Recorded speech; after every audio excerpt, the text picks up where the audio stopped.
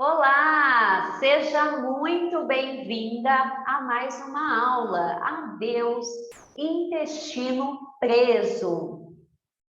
Bom, nessa aula de hoje você vai aprender sobre destravar o seu intestino.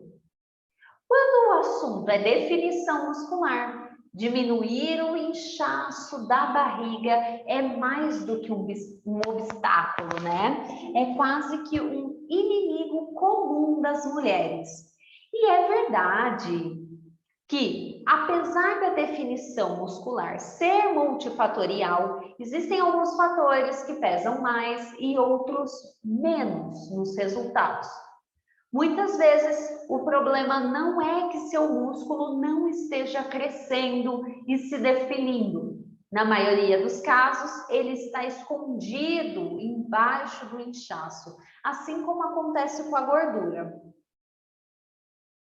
Na tentativa de criar uma solução para esse problema, você acaba se pesando na balança, vê que seu corpo, né, o seu peso do seu corpo está aumentando e acaba querendo comer menos.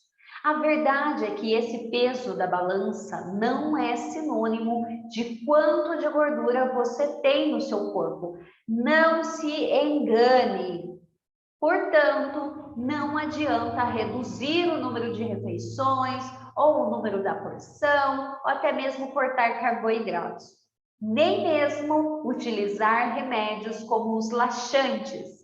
Eles possuem um efeito a curto prazo e causam uma verdadeira devastação de bactérias boas no seu intestino. A barriga estufada, ela incomoda muito. E eu sei, tá? Eu sei, eu te entendo. O primeiro ponto é identificar o que é que está causando o aumento do volume.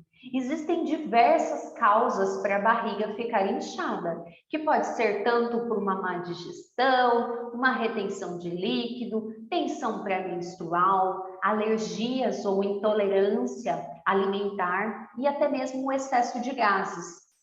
Dentro das inúmeras causas que podem levar a barriga inchada, é a prisão de ventre, ou também chamada de constipação ou intestino preso, que ocorre com muita frequência nas mulheres. Esse problema pode ser resultado tanto de hidratação incorreta, se você ficou uns dias sem treinar quando saiu de férias, por exemplo, ou vem pelo baixo consumo de fibras nas refeições. Para solucionar esse problema e dar um basta na insatisfação de ver as roupas marcando a barriga, uma das estratégias adotadas deve ser o aumento no consumo de fibras na alimentação. E muitas das fibras vêm de fontes alimentares que são carboidratos. São encontradas em frutas, farelo de aveia, cevada e leguminosas, como feijão, lentilha, ervilha e grão de bico. No caso das fibras solúveis, né? Elas são importantes, essas fibras solúveis, elas são importantes para melhorar a saúde intestinal e eu vou te explicar essa ação delas no intestino. Primeiro, essas fibras solúveis, elas são fermentadas pelas bactérias intestinais e vão produzir ácidos graxos de cadeia curta, ou que comumente as pessoas chamam, né, de gordura. Essas moléculas de gordura vão ter vários benefícios para o intestino. Elas são responsáveis por regular a proliferação e fornecer energia para algumas células do intestino. Além disso, essa gordura ajuda a aumentar o fluxo de sangue na região e na produção de muco. Isso vai ajudar o seu intestino a absorver muito melhor os nutrientes dos alimentos, absorver mais água também e estimular a liberação de hormônios. Essas gorduras, elas promovem a diversidade de bactérias nas paredes do intestino. E, além disso, elas ajudam a manter a flora intestinal equilibrada. Você consegue perceber o quão é importante ter esses alimentos, essas fibras na sua dieta?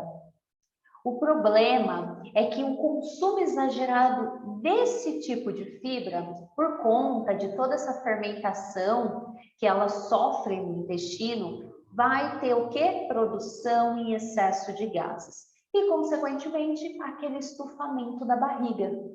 Portanto, não é porque as fibras fazem bem para a saúde que você pode consumi-las sem moderação. Existe aí também um outro tipo de fibra alimentar, que é chamada insolúvel. Eu vou te explicar melhor como elas agem a seguir. Sabe quando você sente a sua barriga super estufada? Quando você tem aquela dificuldade para ir ao banheiro? Esse tipo de fibra ajuda na formação das fezes, para que elas fiquem mais macias, para que elas saiam com mais facilidade.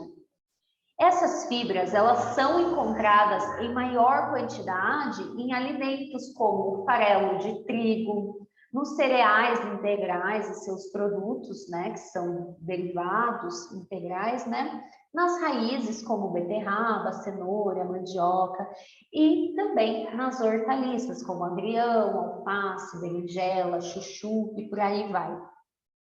Geralmente, diferente das outras fibras, essas fibras aqui, elas não sofrem fermentação. E se acontecer ali alguma fermentação, é bem lenta.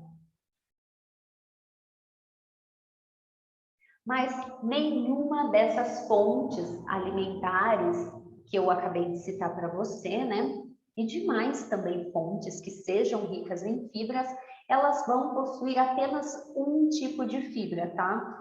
O que fazem delas serem solúveis ou solúveis é que elas possuem uma maior ali presença, né? Uma presença de uma maior quantidade de um desses tipos de fibra. É importante mencionar que o planejamento alimentar para melhorar o intestino preso, ele vai depender também não só do consumo de fibras, mas também de outros fatores, tá?